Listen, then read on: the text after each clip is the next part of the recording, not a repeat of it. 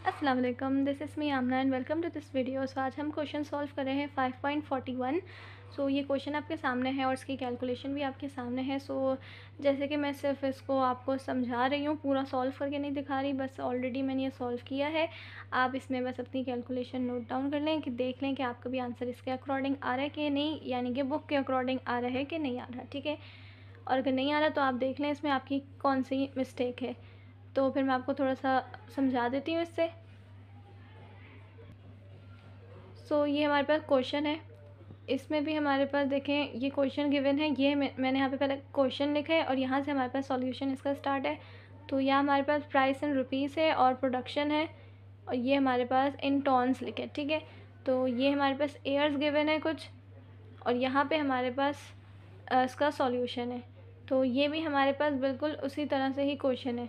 तो वही हमारे पास आ जाता है, यानी कि price and quantity. Price and quantity है, एयर्स हमारे पास गिवन है। एयर्स आप देख लें तो ये हमारे पास 2 एयर्स है।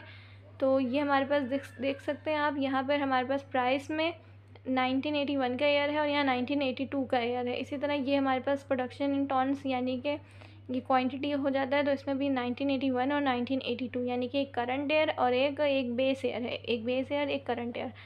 तो ये ऑलरेडी अगर हम देखें तो हमारे पास ये प्राइस सेट है कि नहीं सेट है। तो ये आप देख सकते हैं ये हमारे पास सेट नहीं है। कैसे नहीं है आप देख सकते हैं, यहाँ पर मैंने सारी कैलकुलेशन की है। सो जैसे कि हमारे पास यहाँ पर प्राइसेस और ये क्वांटिटी गिवन है और इसमें हमारे पास एक बेस एयर है और एक करंट एयर है, ठीक है। सेम यहाँ भी हमारे पास एक करंट एयर है, एक बेस एयर है। तो हमारे पास ऐसे हमें सॉल्यूशन अपना सेट करना होता है। किस तरह से ये सेट करना होता है कि बेस एयर में और करंट एयर में एक हमारे पास होना चाहिए प्राइस एंड क्वांटिटी, इसी तरह यहाँ भी प्राइस एंड क्वांटिटी। तो यहाँ पे इस तरह नहीं है, यानी कि यहाँ पे प्राइस में एक हमारे पास बेस एयर है और एक करंट एयर है, और हमें होना चाहिए यहाँ पर बेस एयर में एक प्राइस एंड क्वांटिटी होनी चाहिए। तो यहाँ से हमने प्राइस ले लिया बेस एयर से, ये प्राइस है, ये इसका बेस एयर है, ये हमारे पास सारा आ जाता है, ठीक है। अगर लिखा भी ना हो क्वेश्चन में तो आपको पता है पहला जो एयर होगा वो 1980 भी हो सकता है, 1982 भी हो सकता है, कोई भी जो एयर हो वो हमारे पास बेस एयर आ जाता है। उसके आगे से जो नंबर स्टार्ट होगा वो करंट एयर होंगे, याद रहे, ठीक है। तो ये हमारे पास आ जाता है बेस एयर। इसी तरह से इसके आगे क्वांटिटी ये है हमारे पास। तो क्वांटिटी हमारे पास यहाँ से अब हमने बेस एयर का ही लेना है। तो बेस एयर हमारे पास 1981 है, तो इसी तरह से यहाँ से ये वाला ले लिया। तो ये इस तरह से सेट कर दिया हमने, एक पेयर है इसका बेस एयर में, यानी कि एक प्राइस एंड क्वांटिटी। इसी तरह करंट एयर में भी सेम करेंगे। तो ये हमारे पास फिर इस तरह से इसके आगे कैलकुलेशन होगी। ये आपको कोड याद रखना होगा, इसके अकॉर्डिंग फिर आप इसको देखकर फिर आप इसकी कैलकुलेशन कर सकते हैं, राइट। और याद रहे ये हमारे पास इसका टोटल आ जाता है, ये 4th वाला, ठीक है। ये जो 4th वाली लाइन है ये इसका टोटल है, क्योंकि ये हमारे पास सिर्फ 3 है कमोडिटीज़, राइस, बार्ले एंड मेज़।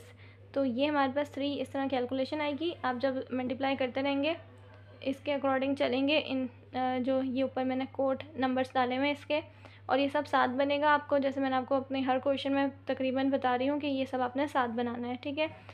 इसी तरह से यहाँ पर इसकी कैलकुलेशन आ जाएगी, यानी कि इसका टोटल आपने लेना है, जो कि आगे हमें यहाँ पर काम आएगा। अच्छा, अब यहाँ पर देखा जाए तो हमारे पास पहले ही हमें कहा था कि हमें किसके अकॉर्डिंग चलना है, फिशर के आइडियल इंडेक्स हमें नंबर निकालना है, ठीक है। तो यहाँ पर जो हमारे पास लेस पेयर पार्शियस है वो नहीं निकालना है, सिर्फ फिशर निकालना है। लेकिन फिशर में भी लेस पेयर पार्शियस निकालना होता है, ठीक है। तो सिंपल आपने बस इसका फार्मूला यहाँ पर पुट करना है, उसमें वैल्यूज़ डालनी है फिशर की, ठीक है। तो ये आपको पता है ये आ जाता है लेस पे और ये पार्शियस, इसके अकॉर्डिंग आपने देखें वैल्यूज़ पुट करेंगे।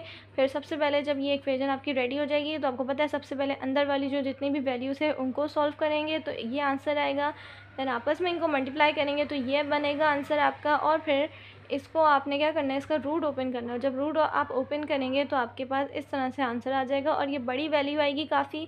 तो अगर आप कोशिश करेंगे ज़्यादा थोड़ी वैल्यू से मल्टीप्लाई करेंगे तो आपके पास आंसर कम से कम पॉइंट के बाद भी वैल्यू कैलकुलेटर में आ जाएगी, ठीक है।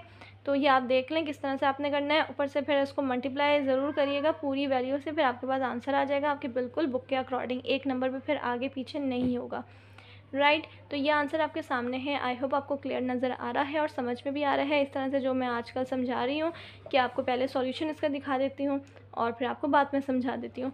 सो आई होप आपको समझ में आ गया होगा ये question. So thanks for watching this video. अल्लाह हाफिज़।